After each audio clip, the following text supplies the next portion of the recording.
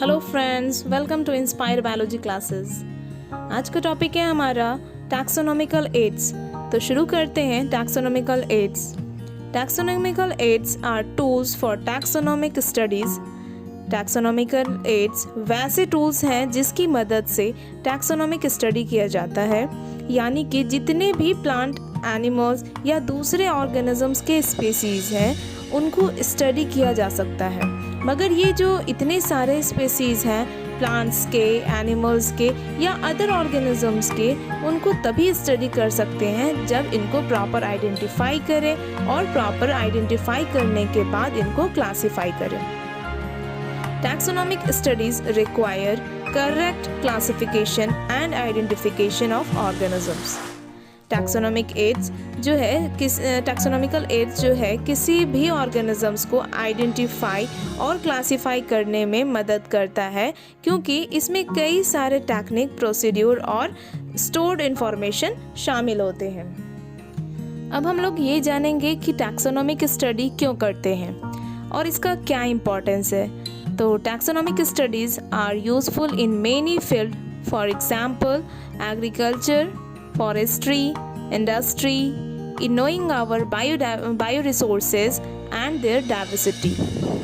सबसे पहले हम लोग एग्रीकल्चर देखें तो एग्रीकल्चर में कई सारे इंसेक्ट्स विजिट करते हैं। उन इंसेक्ट को सबसे पहले आइडेंटिफाई किया जाता है और फिर इनको प्रॉपर क्लासिफाई किया जाता है और ये जाना जाता है कि इनमें से कौन सा इंसेक्ट यूज़फुल है और कौन सा इंसेक्ट हार्मफुल है। अगर हम लोग फॉरेस्ट्री के फील्ड में देखें तो the sources of several resources, for example medicinal plant. मगर मेडिसिनल प्लांट के भी कई सारे स्पीसीज़ होते हैं। उन सारे स्पीसीज़ को प्रॉपर आइडेंटिफाई करना, उनको एक दूसरों से डिफ्रेंशिएट करना, क्लासिफाई करना ज़रूरी है, क्योंकि किसी भी डिजीज़ का सही से क्योर हो सके, ट्रीटमेंट हो सके।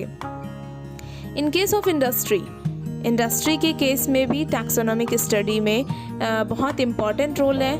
For example honey production, Honey can be produced by several species of honey bee के कई सारे स्पीसीज हैं जो हनी प्रोड्यूस करते हैं, मगर ये सारे हनी बी के अलग अलग प्रॉपर्टीज़ होते हैं। तो कुछ के पास प्रॉपर्टीज़ होता है ज़्यादा हनी प्रोड्यूस करने का, अच्छी क्वालिटी के हनी प्रोड्यूस करने का। तो इंडस्ट्री लेवल पर अगर हनी का प्रोडक्शन हो रहा है तो इन हनी बीज को भी करेक्ट आइडेंटिफाई और क्लासिफाई करना ज़रूरी है। In knowing our bio resources and their diversity, अपने बायो रिसोर्सेज और डाइवर्सिटी के बारे में जानने के लिए भी टैक्सोनॉमिक स्टडीज़ ज़रूरी है।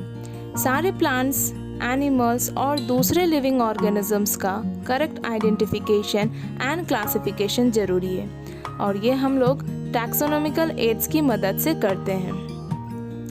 Identification of organisms requires intensive laboratory and field work. अगर किसी भी ऑर्गेनिजम्स को क्लासिफाई करना है तो उसके पहले हमें आइडेंटिफाई करना ज़रूरी है और आइडेंटिफिकेशन के लिए लैबोरेटरी और फील्ड वर्क दोनों ज़रूरी है। फील्ड वर्क जिसमें उस स्पीसीज़ को, उस ऑर्गेनिजम्स को कलेक्ट किया जाता है और लैब में कई सारे प्रोसीड्यूर और कई सारे टेक्निक्स के मदद से उसको स्टडी किया जाता है, उसको स्टोर किया जाता है, उनको प्रिजर्व किया जाता है। तो फील्ड वर्क हो गया collection of organisms and laboratory work में हम लोग उस ऑर्गेनिजम्स को कई सारे टेक्निक्स और प्रोसीड्यूर की मदद से उसके फीचर्स के बारे में जानेंगे, उसके कैरेक्टरिस्टिक्स के बारे में जानेंगे, उसके मॉर्फोलॉजी, उसके जेनेटिक्स कैरेक्टर्स और साथ ही साथ उसके इंफॉर्मेशन को स्टोर करेंगे ताकि उसके बारे में सही से जाना जा सके और उसको करेक्ट क्लासिफाई किया जा सके।